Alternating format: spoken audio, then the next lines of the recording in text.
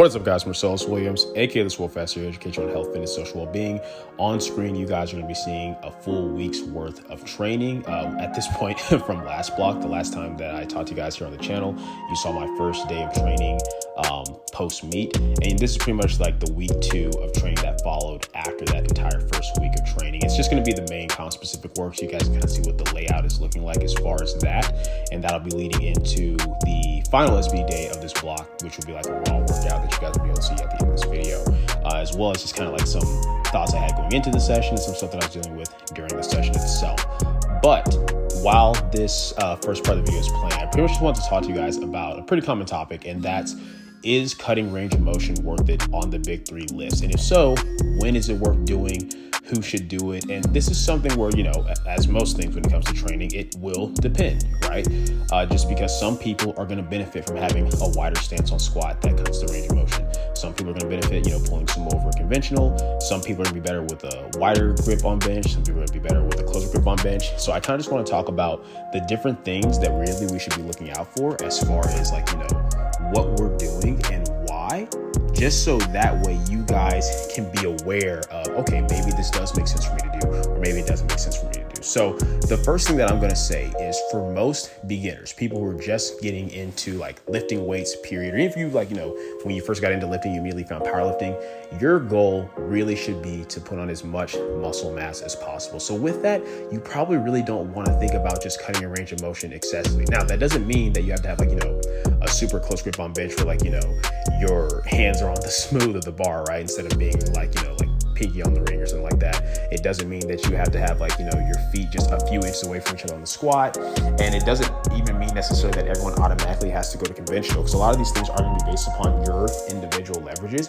But I think the idea should be to just get into a position that is comfortable and that feels stacked, and just trying to build you know, your strength up through those ranges of motion. So for some people, based on how you're built, you might naturally have a slightly wider stance compared to others. And that's okay, so long as you know it's not a stance that's so wide to where you're just doing it to cut depth and cut range of motion, right? So for beginner level lifters, your goal should just be getting in comfortable, consistent positions that will be more stacked, and just trying to build muscle mass in those ranges of motion. So that way, even if you do end up having to cut your range of motion later, or if you do, like, for example, go from a closer stance squat to a wider stance squat, it's not this thing where you're so purely reliant on that because it's what you've always been doing. You've taken the time to actually build your muscle mass up through a long range of motion, which really is just going to make it be even more beneficial if you have to cut that range of motion down, because you're still going to have that muscle mass to carry over with you. So for beginner level lifters, I don't think that cutting range of motion is something that you should even really be concerned about. Your concern should just be getting stronger through packing on muscle, right?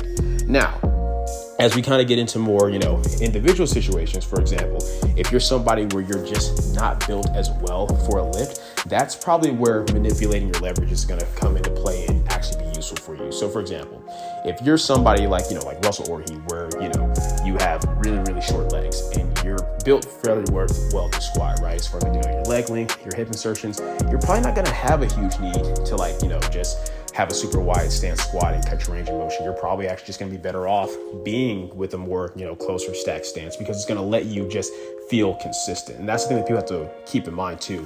A lot of times when people get into certain positions that cut their range of motion, it's a high risk, high reward, right? For example, if you have a wider stance squat, even though you're cutting the range of motion, there's the possibility of maybe not feeling quite as strong driving out of the hole with it. There's a possibility of your depth not being quite as clean, as far as, like, you know, the hips very clearly breaking parallel and having the hip crease be below the knee. There's a lot of high risk, high reward with that, right? But it might be worth it to do depending on how you're built. Like for someone like me, I found that, you know, just having a too close of a stance just does not feel great on my back because of how I'm built and because of my leverages. So having a slightly wider stance makes sense.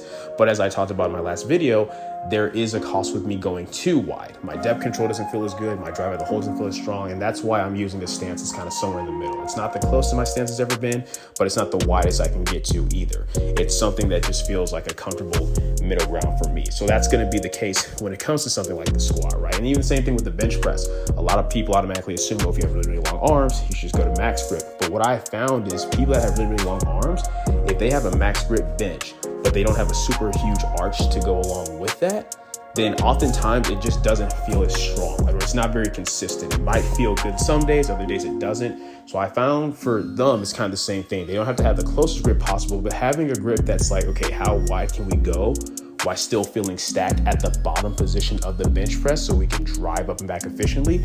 That's gonna be the key there, right?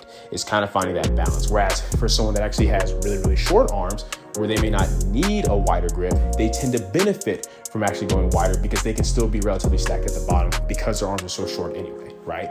So your leverages are obviously something you have to take into account when making these types of decisions. Now, when it comes to something like conventional versus sumo, to me, it's not just about, oh, well, sumo is a shorter range of motion, so that's gonna automatically make it easier. That's really gonna come down to really three things. The first thing is, of course, how are you built? Do you feel like you're built super well for sumo? Are you able to kind of naturally open your hips up into the bar? Do you feel like you have more of a quad dominance versus back dominance in terms of like just your muscular strength? That's going to play a big role with it. The second thing is going to be health. Some people just, even if they can get into sumo position, it just doesn't feel healthy to do so like over and over again. And conventional might just be healthier for them for that reason. Whereas on the flip side of that, conventional might beat other people up more so because of how they're built, due to like their hips insertions, their back, so on and so forth. So when it comes to that, I don't really so much consider, range of motion, but that's more just how an individual is built as a whole. But really what it comes down to is knowing that, yes, cutting your range of motion can be beneficial, but it should not be the default thing that a lifter goes to. I'm big on trying to build muscle mass, be in a nice stacked position and get in positions that feel healthy and consistent. And then from there, cut the range of motion as needed if it's truly going to help you add weight to the bar, but you're able to do so on a consistent basis. It's not enough for it to just feel good sometimes. It has to be something that you can replicate over and over again. So yeah, hopefully that makes sense. And I'll probably be doing another video that's a little bit more depth in this in the future. But for now, enjoy the rest of the video.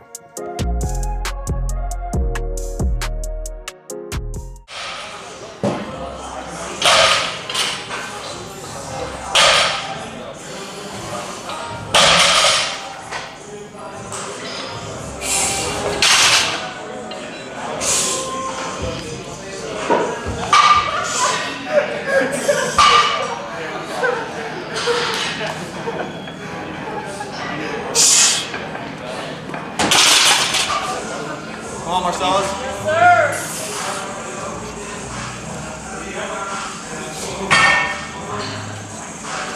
Yup. Yeah. Yeah. Tight. Yeah. Come on. Easy. One more. Let's go. Let's go. Get it up. Get it up. Yeah. Nice. All right, guys, so you just saw my top set, 220 kg, 585 pounds for a top set of 3. I've taken 45 for a top set of 4 for my best set of 4. And as y'all know, my best triple is from back in November when I hit 512 pounds for a triple at like RP, 9 to 10. However, that was when I was heavier. I was sitting around like about the mid 170s then. Now I'm sitting, anywhere between 167 to 170 at the heaviest.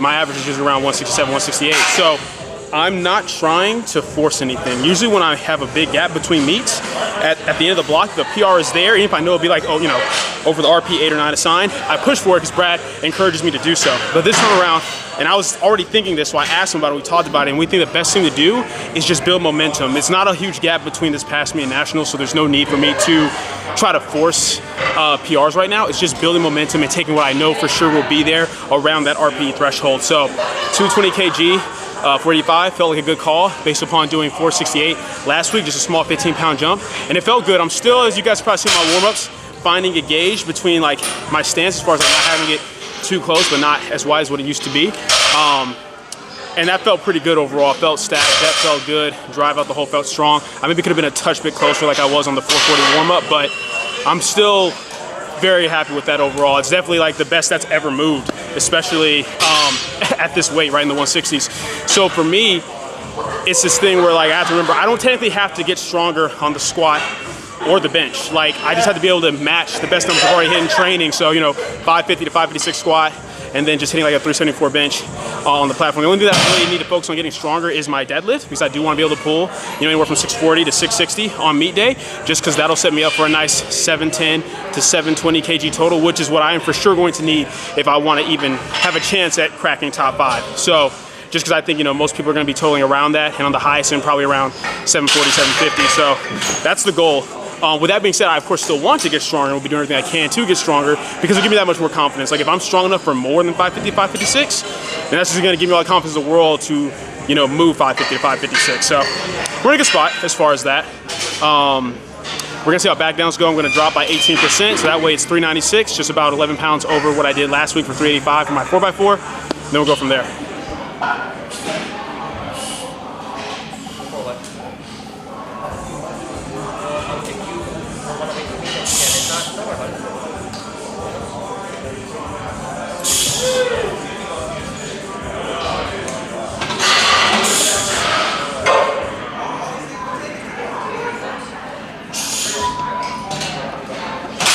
So squats, back downs felt really, really good. Definitely found that better balance of like my stance not being too wide or too close. And honestly, it's one of these things where it's only been one block with the closer stance and it already feels just more consistent. My depth control, like I talked about in the previous video, feels really good. My drive out the hole feels a lot stronger. Like it's one of those things where obviously due to my leverages and how I squat, it can be very hard to gauge how many reps I have left. And if you don't know me, you don't know my speed. But for people who do know, like people are already saying like, bro, that looked like a lot easier than your usual like hard push at the end of a block. And that's just because like I could have done more today. But like I said, my goal is to be true to an actual 8, have 2 reps exactly left in the tank. So I'm really happy with the top set, happy with the back downs. Next, bench, 3 count.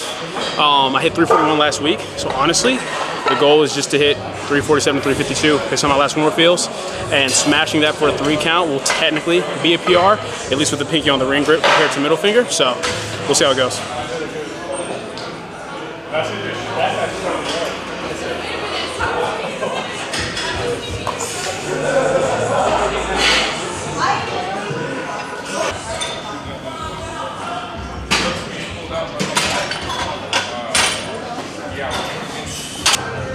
Yourself. You're right. Come on.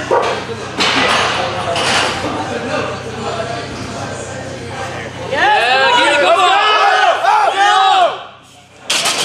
Alright guys, so fun fact, from the moment I did 1 red, my ab, on my left side specifically, my top 2 abs started cramping like crazy, and they stayed tight and cramped for all those warm-up sets, all the way to the top set. It was extremely painful, I'm not even gonna lie, so I wasn't able to arch as well, but I was like, yo, I'm not letting this stop me from doing what I came in here to do today. So even though it obviously was not like, that wasn't even RP 9, let alone an 8, I'm very happy that I'm at this point where even for a 3 count with the ab cramping, not able to arch the way I want to, that I was still able to drive through that. That's why I got so hyped. I usually don't get that hype for bench, but I was just proud of myself for being able to push through on that. So anyway, we got 2.5 kg bump over last week, so 3x3 with 286. Abs are still cramping, but hopefully we're good by deadlifts.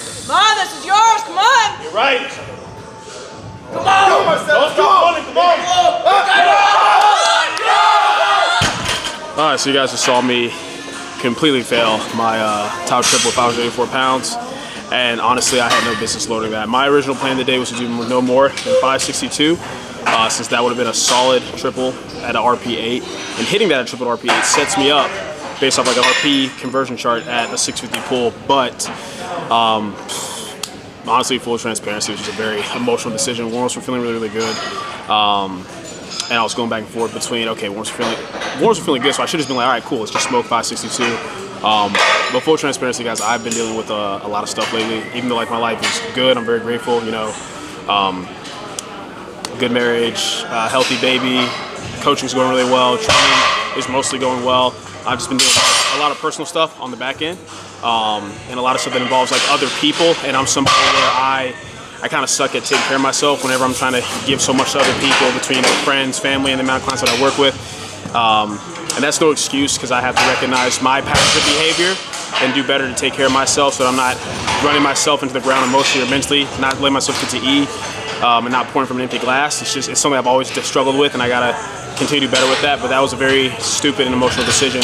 And decisions are like that are what's going to, stuff like that is what can cost me at nationals, right? Like loading something emotionally. Thankfully, I won't have to worry about that because my coach Brad will actually be there to handle it in person.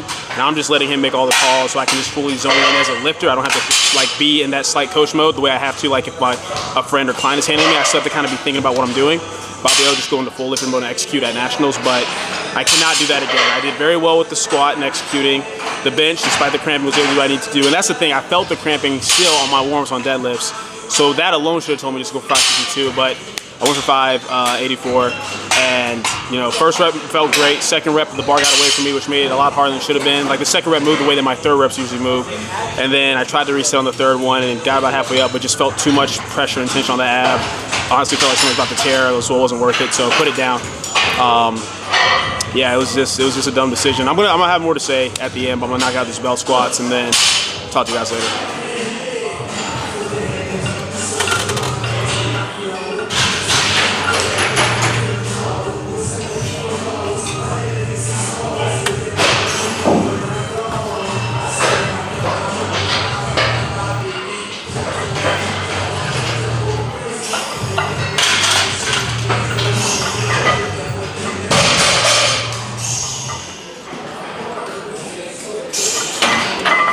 Alright guys, so we are back at the crib here in my little garage space, which is kind of the new, like, I guess, I don't know, hub, basically. This is where I'll, whenever I put out videos or just straight informative videos, it's probably gonna be right here. Anyway, yeah, so to pretty much just, get back to what I was saying at the gym. First of all, belt squats felt good, no issues there. I'm still, still just steadily progressing load every week. Like I said, I'm keeping the 10s on this day 1 of squatting and the 12s on day 3 of squatting, static and consistent. So we're just going for steady load progression over time, week to week and block to block.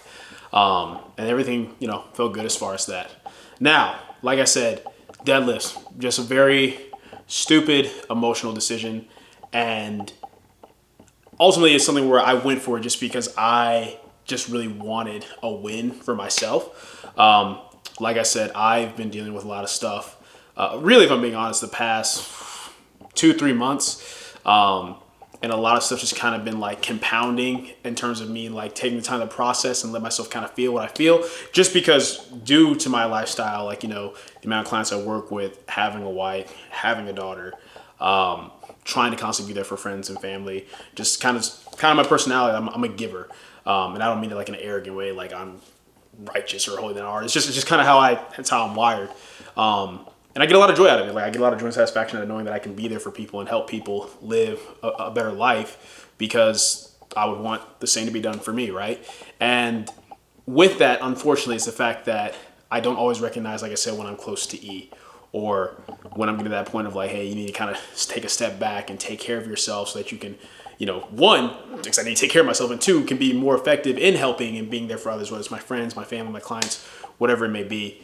But with just so many new things happening, like, having a newborn, having my meet, getting my clients prepped for nationals, getting myself prepped for nationals, the constant interaction with my clients on a daily basis, just due to how I go about my business, I haven't really given myself a lot of time this year to kind of just sit back and kind of be and process certain things. So now I'm doing a lot of that at once, and it can be a lot at once, just in terms of like my mental and emotional state.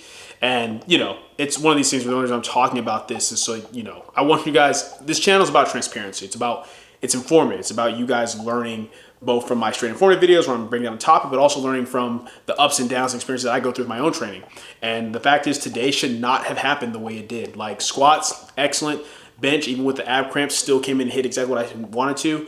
My warm-ups and deadlifts were flying, so I should have just loaded the 562 that I planned to. But because I'm kind of dealing with all this stuff, in the moment, I was just like, I really want this. And I just wanted to go for something that I wanted for myself.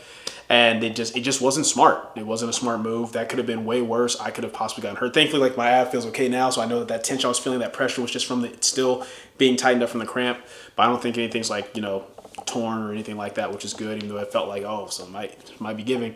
But something very well could have happened, right? That would have completely set me back for my plans for nationals. So it wasn't smart. And I got to take my time to really just get myself where I need to be mentally, emotionally, get my headspace correct, so that I can, you know, not only execute the way I need to as far as my training, but just function better. Because even though I'm able to, like, to function and keep the quality up with everything that I'm doing, whether it be training, YouTube, coaching, stuff like that, and on the outside looking in, you can never tell anything's necessarily wrong. It's one of these things where it's like I'm not able to appreciate it or enjoy everything the way that I need to the same degree. So that's why I need to just, you know, make sure I'm doing what I need to do to take care of myself. And I'm going to. Today was definitely a very big wake-up call. I already knew I was experiencing things I was feeling, but I was like, okay, I'm good. I'm processing. I'm getting through it day by day. But the fact that I made that decision, just a very irrational decision, which I usually don't do, lets me know that, okay, I got to just take more time and just let myself be good, right? And, like, you know, you guys here on the channel and then on my Instagram are going to keep me accountable, because I promise you the rest of this prep, that's not going down. Like, no failed lifts, no forcing anything that's not there, just straight taking what's there, being through the RP, which is the plan. Literally what I told myself I was going to do today. Literally what I told you guys on camera that I was going to do. But I got to just keep that dialed in, because, like I said, when it comes to the platform and even doing every session leading up to the platform, stuff like that does nothing more than create unnecessary fatigue, possibly risk injury, and just possibly set me back. It doesn't help me get to where I need to be or where I want to be goal-wise. So, that was the last of that for today that you guys will see during this prep. The rest of these sessions that I show you guys, we're going to be on point. We're going to be locked in. Not taking away from the squat. That was awesome. Not taking away from the bench. That was awesome.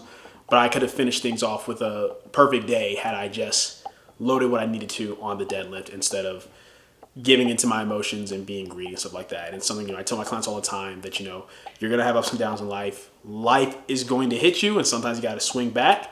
And sometimes when you swing back, life hits you back harder, you know, and that's kind of what happened today. So you gotta be smart about when you swing back, right? But yeah, like, you know, I'm not trying to be too long-winded with this. I just, you know, you guys know health, fitness, and social well-being. Consider social well-being, me being open, honest, transparent.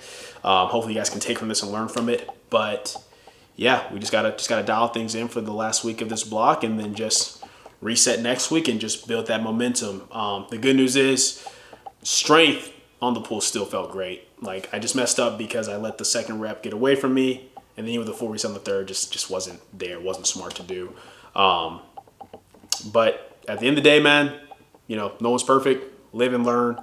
Definitely learned a lot from this, and I'm going to keep things dialed in going forward. But yeah, that's pretty much it for the video, guys. Hope you enjoyed it. If you did, go ahead and leave a comment down below. Let me know what you did.